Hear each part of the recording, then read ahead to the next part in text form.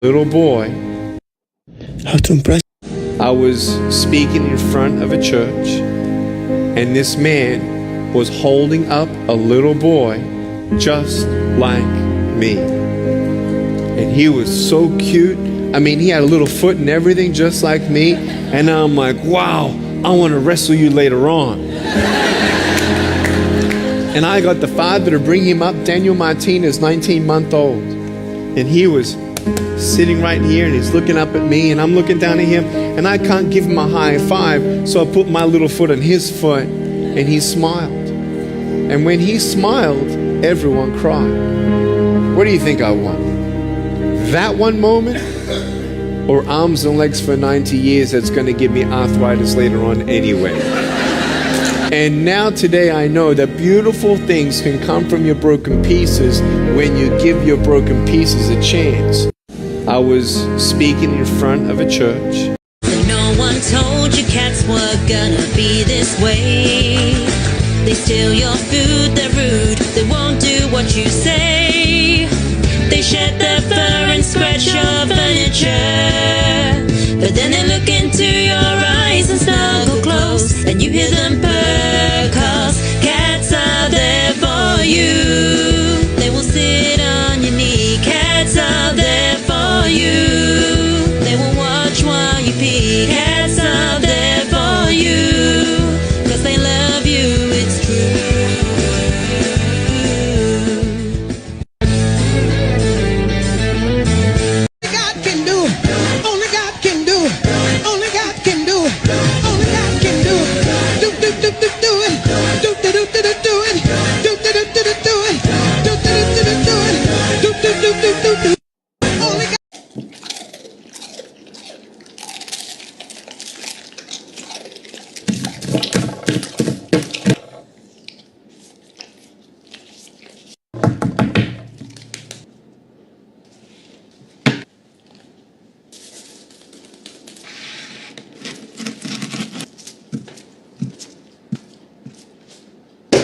Ketchup.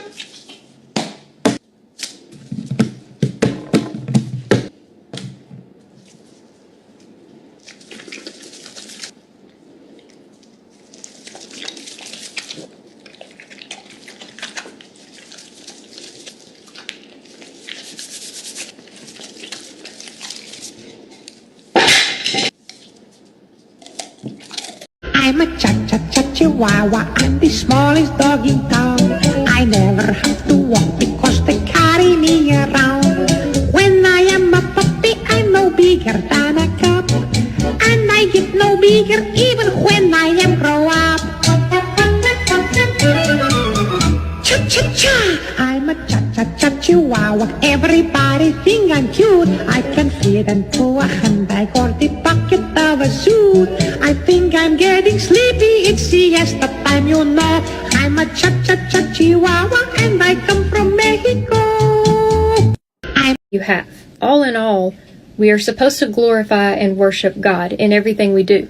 I don't see much benefit to having a Christmas tree. It's just become something that we celebrate with Christmas. There are some things about Christmas that are dark and they come from terrible pagan roots, and we should not have anything to do with them as a Christian. But there are some like this that is where your personal conviction comes in. If you pray and you ask God, is this not glorifying you? Is this making you angry? Should I not have a Christmas tree in my home? If you're getting those feelings that you shouldn't, then don't. Whether you are for Christmas trees or you are against Christmas trees, remember that is your personal belief. It's great to show people the truth about things like this. It's great to show them their own information. Hey, this is where it comes from. This is what it might represent. It doesn't really glorify God, but it's your choice to make. It's not my choice. It's not the commenting people's choice. It's yours. And that's about all I got to say about a Christmas tree. May God bless you, and I will see you tomorrow to talk about more Christmas truths. Is the Christmas tree pagan? Y'all have asked me that a million times, and I'm going to answer it. This is Christmas truths. I'm breaking out the 1611 King James for this one. When people are arguing this subject and they're saying that Christmas trees are pagan and saying that Christians shouldn't have them, they're most likely going off of the scripture from Jeremiah, chapter 10, verse 3 and 4. I'm going to show you what it says in the 1611 right here. For the customs of the people are vain. For one cutteth a tree out of the forest, for the work of the hands of the workmen with an axe. They deck it with silver and with gold. They fasten it with nails and with hammers, that it move not. They are upright as the palm tree, but speak not. They must needs to be born, because they cannot go. Sorry, it's very hard to read these. Be not afraid of them, for they cannot do evil, neither also is it in them to do good. This is what that scripture was talking about. This is the Asherah. People used to cut wood, and they would make this pagan idol and worship the god Asherah, which is exactly why that scripture tells you not to be afraid of them. I thought the visual on this was really important, though, not to be confused with the Christmas tree that we know of today. If you want to deep dive the history behind a Christmas tree, there's a lot to it, and there's a lot of people who claim to be the first ones that celebrated a Christmas tree. From the 1500s to the 1600s to the 1800s.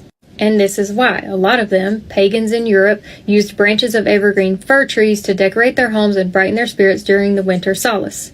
But the early Romans used evergreens to decorate their temples at the festival, while ancient Egyptians used green palm rushes as part of their worship of the god Ra.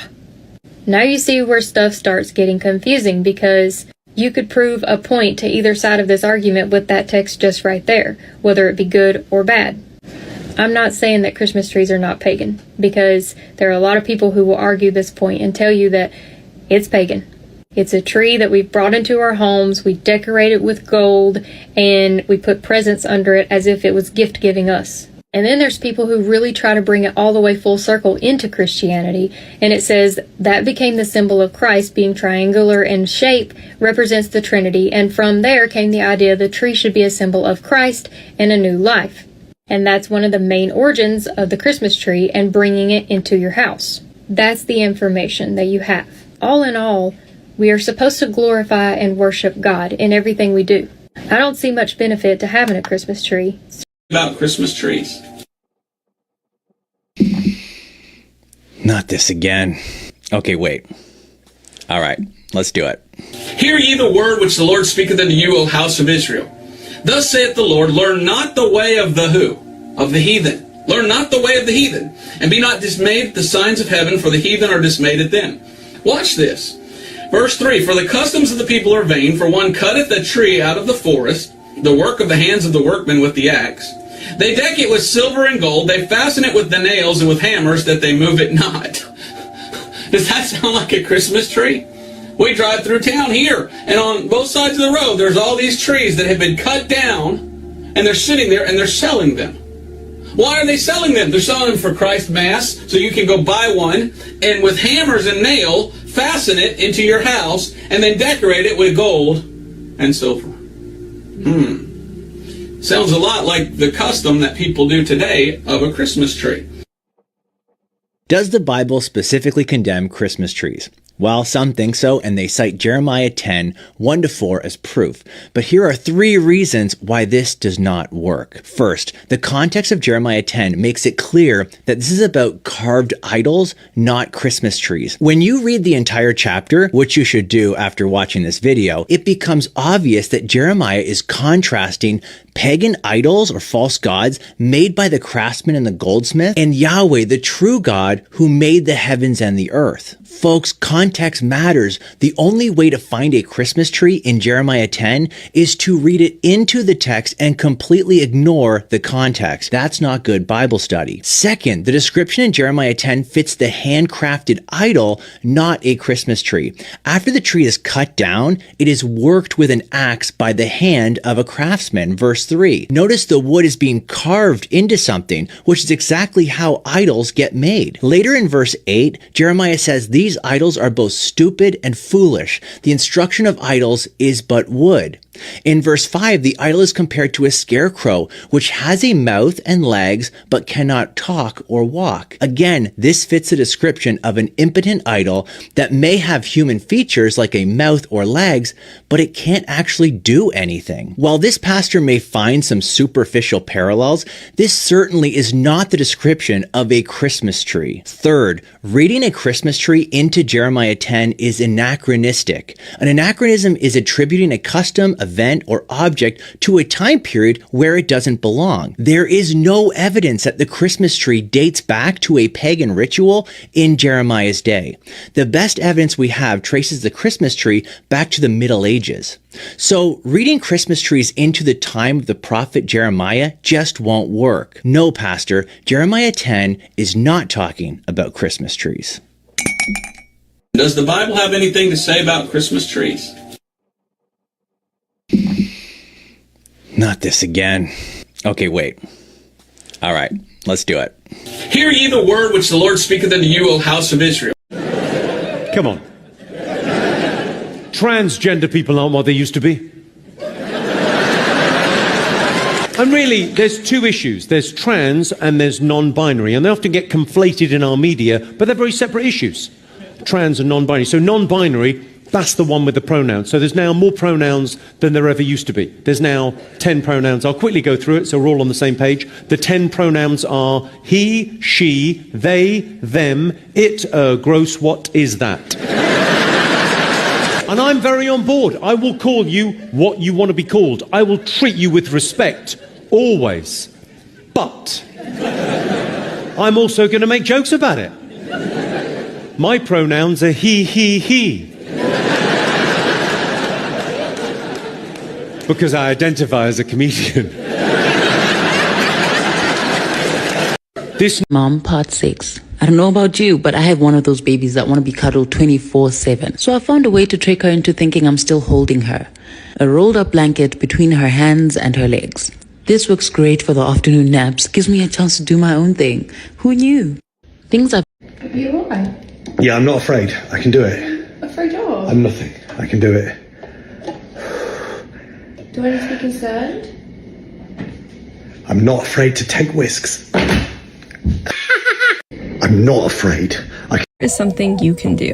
If you have one of these things in your house or know somebody that does, just listen up. This is the truth about Christmas. Elf on the Shelf tradition didn't start too long ago.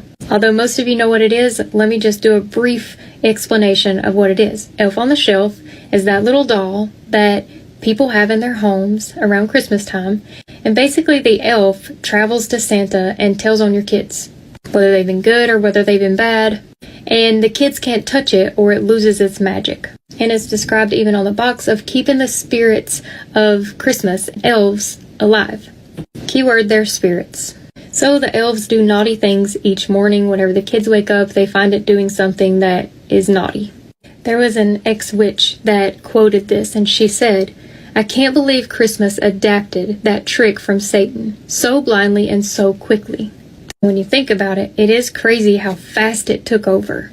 But there's a lot of Christians that are still very blind to spiritual warfare, and they really are unaware of what they've accepted in their home. That's why I do these videos. I don't like to do them because I don't like to hear people coming at me with their reasoning of why they think it's okay. I know by now that you have to have your eyes opened for you to be able to see any of this being wrong. But I put myself out here on the chance that someone somewhere will have their eyes opened just by being educated. With that being said, Elf on the Shelf is a monitoring spirit. If you want to really go deep dive on monitoring spirits and what they are. But I'm just brushing up on it. What exactly are monitoring spirits? Well, they are spiritual beings that operate in the supernatural realm with the not-so-friendly task of observing and monitoring the lives of individuals. Their main goal is to gather information, take notes, and report back to the forces of darkness, seeking any vulnerability that they can exploit in our lives. It's like they're running some kind of spiritual surveillance mission. It goes on to talk about how it's biblical. I'll move so you can screenshot. The bottom line is I know that it looks like an adorable little doll, but it's brought stuff in your household that you don't want. Sometimes we unknowingly open that gate ourselves and we let the enemy in. But if you're trying to be a better Christian and you're trying to get closer to God and you really desire that closer relationship, you have to open your eyes a little bit. And even the things that the world's telling you is okay, you need to realize maybe it's not. And then think about it on this way.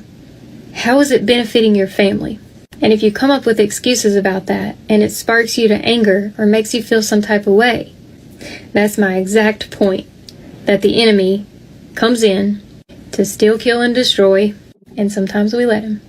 I wasn't saying any of this to scare you, just to make you aware, so that maybe it will be one of those things for Christmas that you decide not to participate in. You might not believe in demons in the spiritual realm. That's the beauty about God giving us choices. He doesn't push all of this on us and tell us what we can and can't do. We have choices. You have choices that you can accept or not. And this is a choice. If you have a conviction about this, pray about it. Go to God with it. After all, Christians try to argue that Christmas is about Jesus. And if that's so, then why is a silly old elf so important? May God bless you, don't shoot the messenger, and I'll see you tomorrow for another Truths of Christmas. You want to see some Christians get Christmas tree for our cats, and this is what he came up with.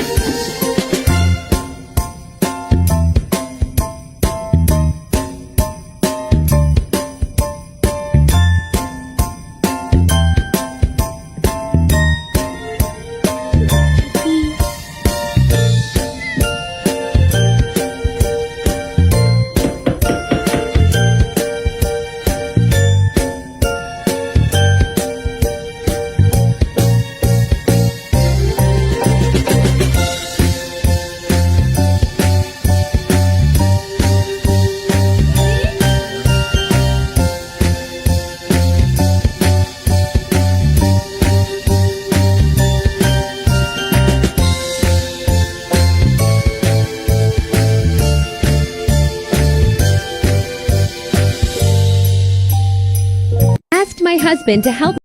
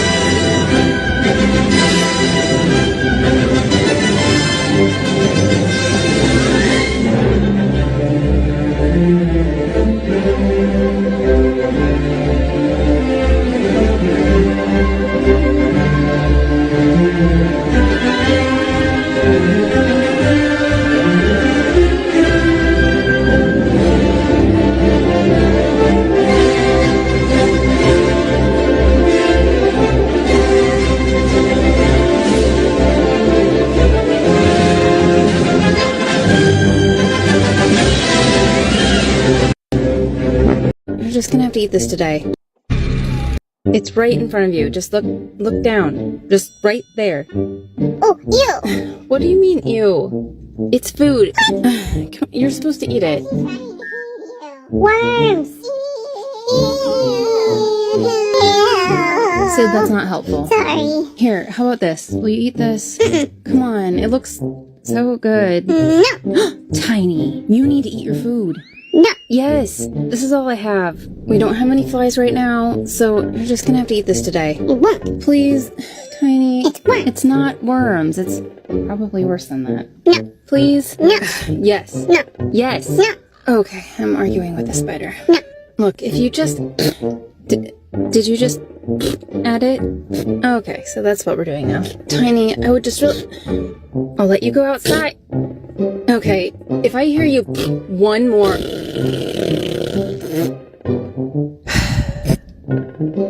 I'm getting a cat. It's right in front of you. Just look.